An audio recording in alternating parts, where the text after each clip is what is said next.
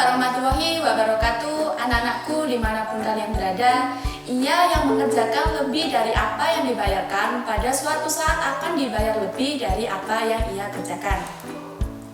Selalu ikhlas dalam mengerjakan sesuatu daripada apa yang dibayarkan kepada kalian saat ini, maka kalian akan meraih sebuah hasil yang berlipat ganda pada masa mendatang. Buat komitmen mulai hari ini untuk selalu memberikan yang terbaik apapun yang kalian kerjakan setiap hari. So, welcome in my video, and this video will be discuss aset tetap. Baik, untuk aset tetap sendiri adalah aset yang memiliki umur ekonomis lebih dari 1 tahun, dimiliki oleh perusahaan untuk digunakan dalam operasi perusahaan dan tidak untuk diperjualbelikan. Aset tetap terdapat 2 macam, yakni aset tetap berwujud dan tidak berwujud. Untuk aset tetap berwujud adalah aset tetap yang secara fisik dapat dipergunakan dalam operasi perusahaan. Sedangkan aset tetap tidak berwujud adalah yang aset umurnya panjang dan memberikan manfaat bagi operasi perusahaan, tetapi tidak mempunyai bentuk fisik. Nah, untuk aset tetap berwujud contohnya adalah tanah, gedung, kendaraan, mesin, dan peralatan. Sedangkan aset tetap tidak berwujud contohnya adalah goodwill, hak paten, hak cipta, merek dagang, dan franchise. Untuk goodwill adalah nilai lebih yang dimiliki suatu perusahaan sebagai akibat adanya nama baik, letak yang strategis, dan sebagainya. Hak paten adalah hak tunggal yang diberikan suatu pemerintah kepada seseorang atau suatu badan untuk suatu penemuan tertentu. Kemudian untuk hak cipta adalah hak tunggal yang diberikan kepada orang atau badan untuk memperbanyak dan menjual barang-barang hasil karya seni. Merek dagang adalah hak tunggal yang diberikan kepada orang atau suatu badan untuk menggunakan cap, nama, atau lambang usaha. Nah, untuk franchise adalah hak tunggal yang diperoleh suatu perusahaan dari perusahaan lain untuk mengkomersialkan produk, proses, teknik, atau resep tertentu. Nah, berikut beberapa transaksi yang berhubungan dengan aset tetap berwujud maupun tidak berwujud. Yang pertama, pengeluaran biaya untuk memperoleh aset tetap tidak berwujud. Misalkan, mengeluarkan biaya untuk hak paten sebesar 150 juta. Karena kita mengeluarkan biaya, maka uang kita akan berkurang.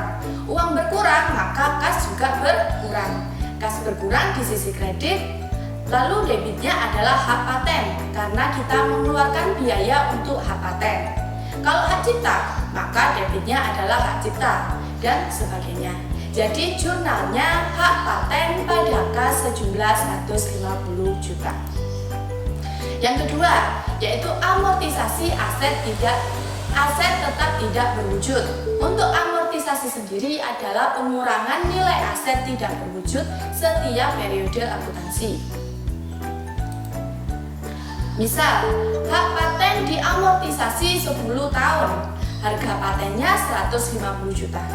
Kita cari dulu amortisasi tiap tahunnya, yakni harga paten dibagi tahun amortisasi. Jadi 150 juta dibagi 10, hasilnya adalah 15 juta.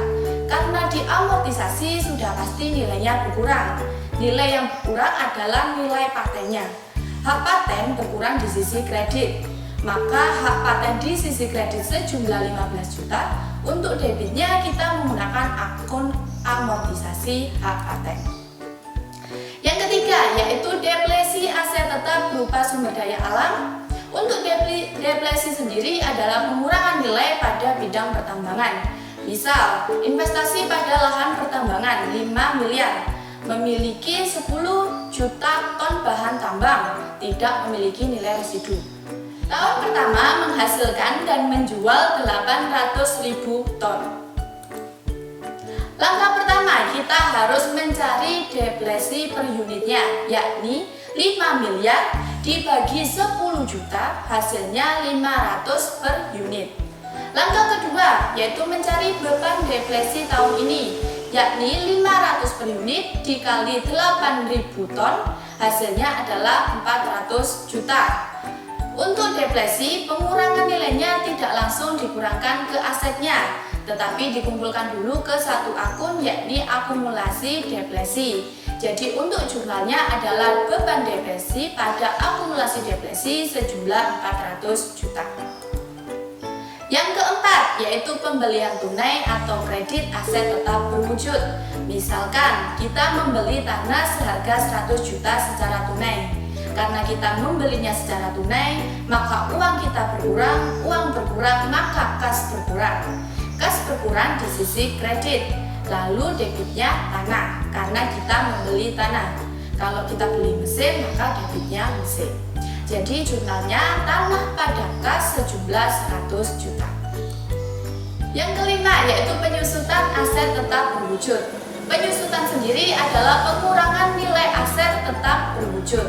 Misalkan penyusutan mesin sejumlah 80 juta. Untuk aset tetap berwujud sama seperti depresi.